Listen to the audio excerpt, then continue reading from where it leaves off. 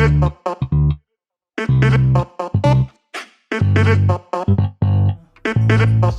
can discuss what I think is coming up, or what happened in 2021 and what's coming up in 2022. On the topic list, these are two separate topics, but I will cover some topics overall, because a lot of stuff is going to continue on from 2021 to 2022. So one of the biggest things that, of course, that started in 2020 and continued through to 2021 is, of course, the shift in general computing, that away from standard x86 processors to ARM processors. Mainly, primary example is, of course, Apple with their M1, M1 Pro, and M1 Max chips. And the verdict is still out in regards to how these chips will scale in desktop. And since Apple started with their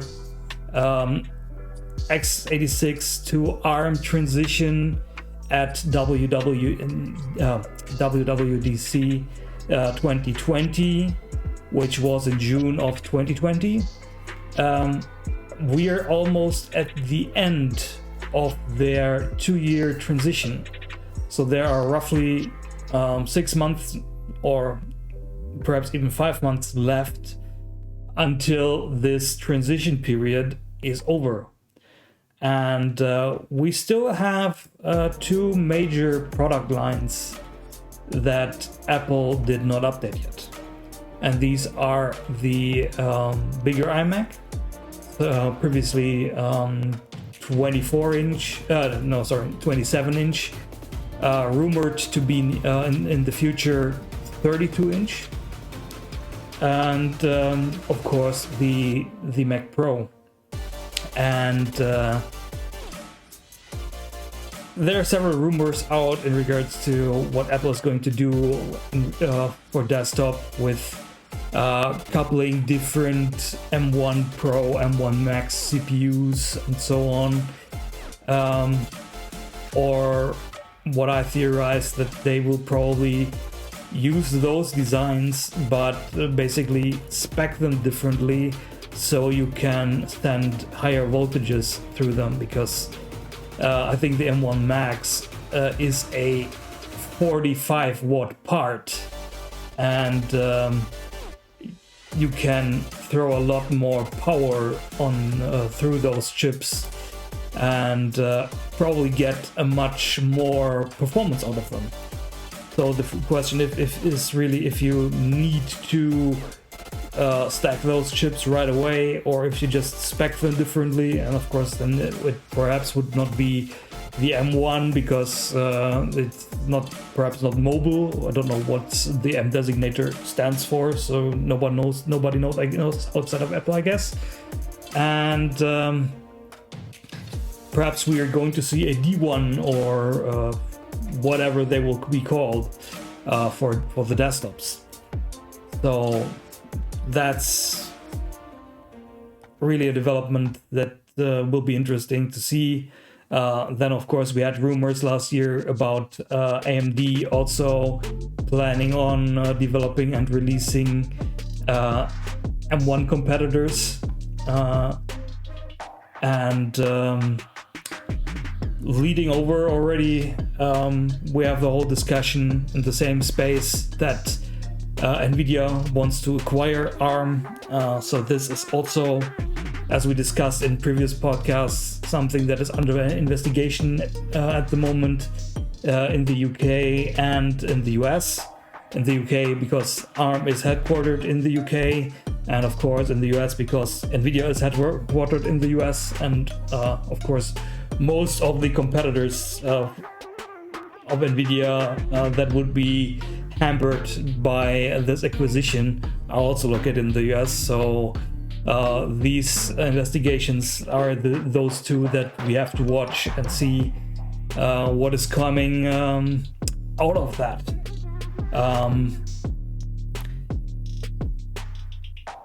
And yeah, the next big thing, of course, also was what I call the platform wars.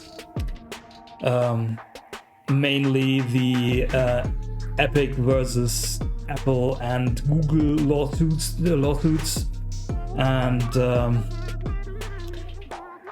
everything related to that, regards to App Store policies. And I actually don't know if these lawsuits have been resolved. I had no time to check that really up before the stream.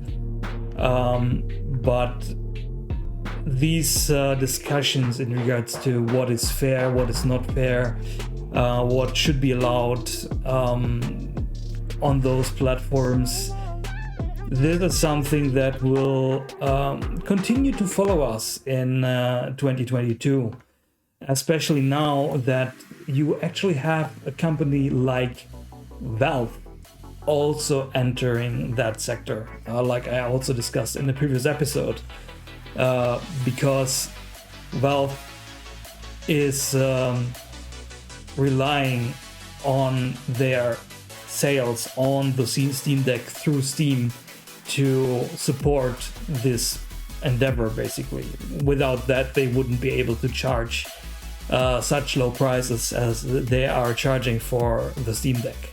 So they're subsidizing through Steam their efforts in that regard. And the most important news on that front was that Valve is going to allow third parties to have their own launchers running on Steam Deck.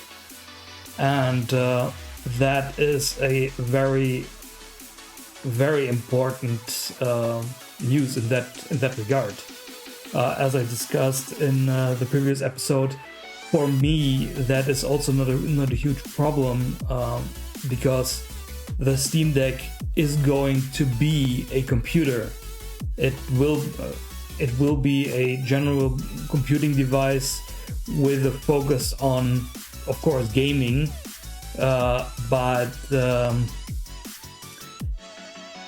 it's not like it's a phone, a communication device that you perhaps need to rely on to call emergency services at one point.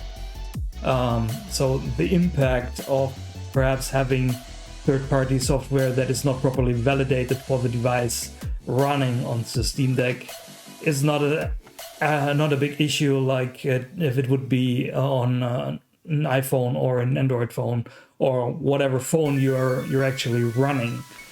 And I think to launch a new platform like this, having proper means to, of course, make profits continuously on that platform, and also enable companies to make profits on that particular platform, is an important point of success for this platform. Because if you don't enable companies or people to make money on your platform, it's basically doomed to fail. Big example for that for me is Jolla with their Sailfish OS. They had big success initially with their own phones, and had even Intel as partner for their tablet project, but in the end they failed with that original strategy, because they were not able to provide people and businesses the opportunity to make money on their platform. Their store did not allow that, and that is a downfall for a platform, because who is interested to invest especially into a platform like Sailfish OS, which is also Qt based, to get new developers and invest into learning this new platform and porting their applications over. Especially when your main developers are perhaps already working with Android, Java, Kotlin, and iOS, Swift, Objective-C, and then also learning an additional language, QML, or it's a big step and it's a big investment. And if you don't allow companies to recoup that investment, that's a big issue. So yeah, for Valve, it's definitely the right step, and I am happy that they focus on allowing other parties to be on their platform as well. But due to the popularity of Steam, I think there will be no issue for them to support and recoup their investment. Leading us, of course, over into the discussion in regards to right to repair. Basically, what you was Valve did a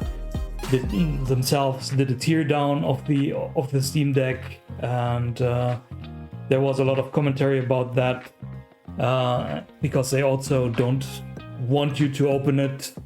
But Valve, for example, they committed on providing replacement parts for the Steam Deck, and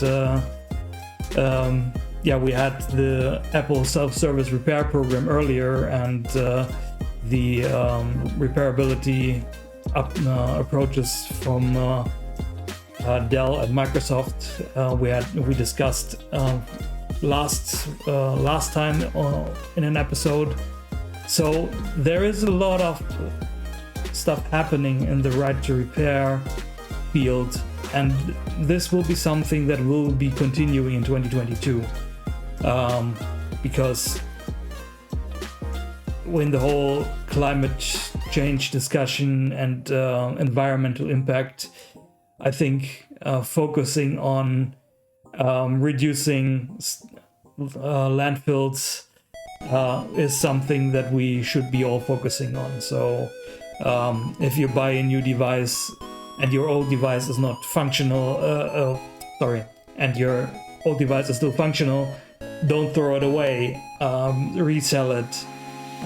Or if it's has a minor defect, try fix the defect and resell the device then, so that it doesn't land on the landfill right away, and you can perhaps even recoup some of your investment for your new device. So will be that is a topic that will be really, really interesting for the future. Then of course what continues as well for everyone in the IT field is all of us, not even if you're just in the IT field, is that that we have the chip shortage. Manufacturers like TSMC, they're working on getting new fabs online. Latest numbers I heard is late 2022 or early 2023. So it will be some time until the whole chip shortage situation will be remedied.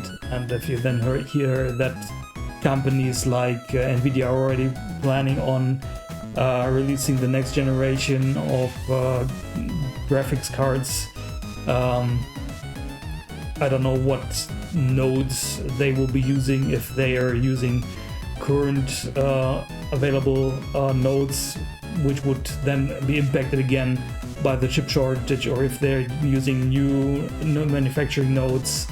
that will be unoccupied yet. That is something that will be probably continuing to be a topic for us till 2023, and worst case even till 2024, how depending on how everything is going with the worldwide situation. And also Steam Deck related, of course. We have the whole discussion that in regards to, is Linux ready for mainstream, and Valve's efforts in that regard, bringing out the Steam Deck with Linux, and putting in the work to make pretty much most Windows games run on Linux, is a huge thing. And it will be interesting how the Linux community and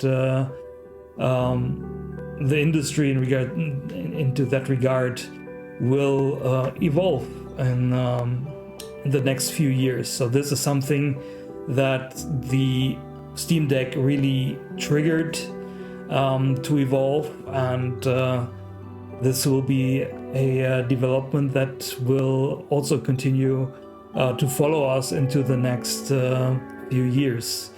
And especially relevant, I think, that will be because Microsoft gets more and more restrictive with the consumer versions of Windows due to having or due to moving to a software as a service model for Windows.